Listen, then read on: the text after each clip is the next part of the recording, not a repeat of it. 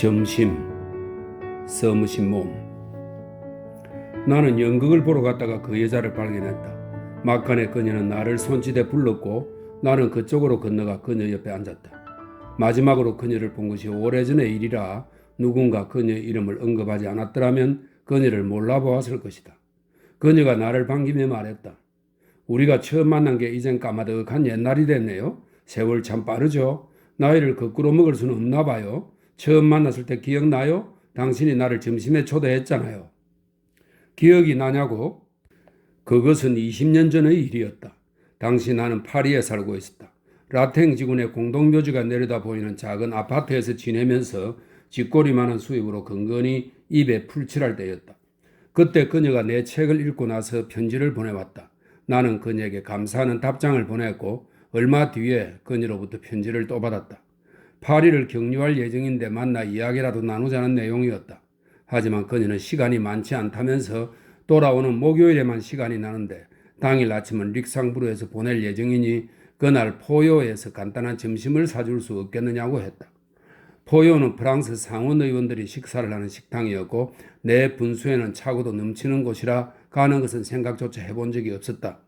하지만 기분이 워낙 좋았고 여자에게 안 된다고 말해도 괜찮다는 걸 아직 모르는 새파란 여자였다. 이 설명에서요. 첨언하자면 남자들은 너무 나이가 들었어야 자기가 하는 말이 여자에게 전혀 중요하지 않다는 사실을 깨닫게 된다. 이런 설명이 있네요.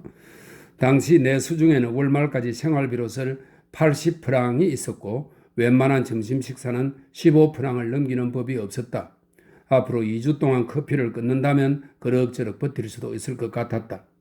나는 목요일 12시 30분에 포요에서 만나자는 답장을 그 친구, 이 편지로 알게 된 친구에게 보냈다.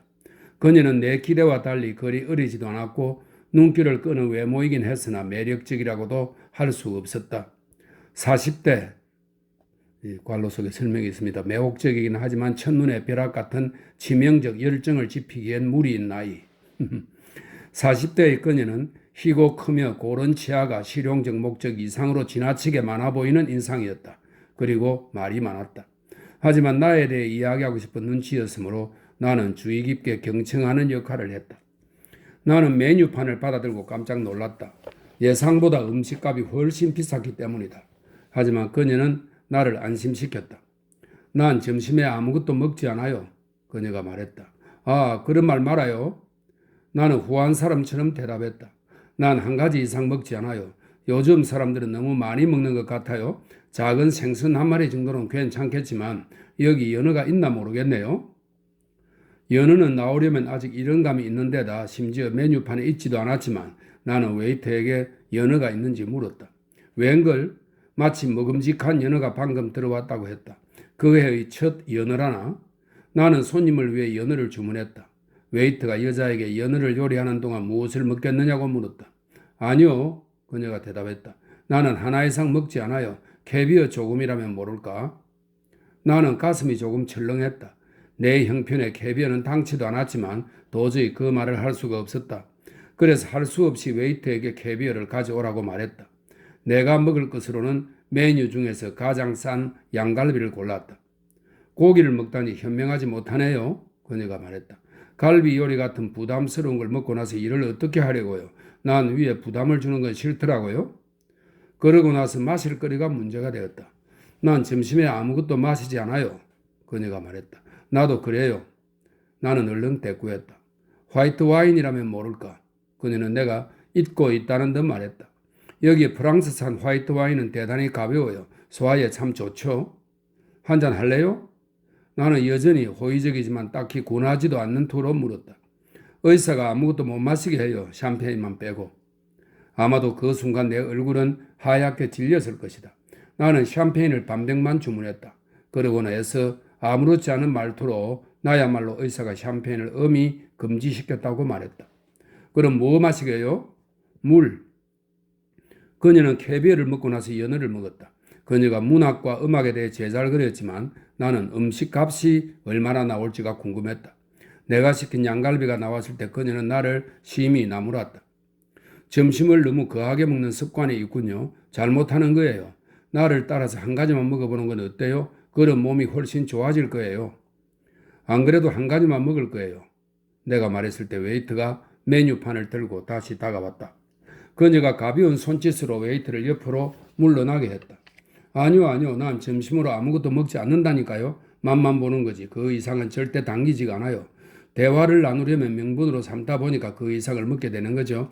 난 그 이상은 절대 먹을 수가 없어요.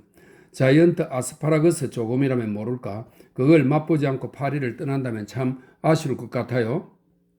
나는 가슴이 철렁 내려앉았다. 가게에서 파는 걸 본 적이 있는데 가격이 무시무시하게 비쌌다. 그걸 보며 군침을 삼킨 적이 한두 번이 아니었다. 숭자분께서 궁금해하시는데 여기 자이언트 아스파라거스가 있습니까? 나는 웨이터에게 물었다. 나는 제발 없다고 하라고 온 힘을 다해 나의 바람을 그에게 투사했다. 웨이터는 신부님처럼 생긴 그 넓적한 얼굴에 행복한 미소를 가득 머금더니 아주 큼직하고 아주 실하며 아주 연해서 맛이 끝내주는 것이 있다고 내게 말했다. 배는 전혀 안 고프지만 내 손님이 한숨을 쉬었다. 그래도 그렇게까지 말씀하시니 아스파라거스 맛이나 보죠 뭐. 나는 그것을 주문했다. 당신은 안 먹을 거예요? 네, 난 아스파라거스 안 먹어요. 그거 안 좋아하는 사람도 있긴 해요. 당신 그렇게 고기만 먹으면 미각이 다 망가지고 말 거예요.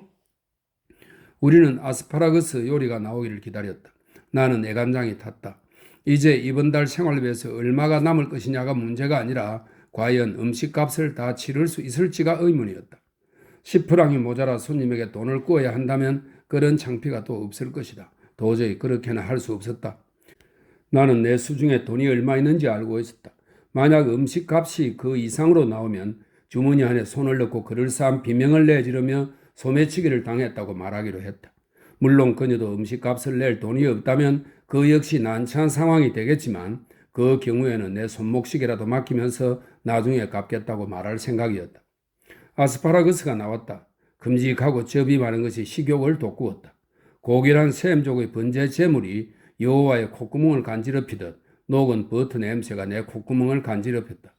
나는 그 앙큼한 여자가 그것을 입안에 한가득 우겨 넣는 걸 지켜보다가 발칸 지방의 연극 실태에 관한 담론을 점잖은 방식으로 풀어냈다. 마침내 그녀가 식사를 마쳤다. 커피? 내가 말했다. 네, 아이스크림이랑 커피만. 그녀가 대답했다.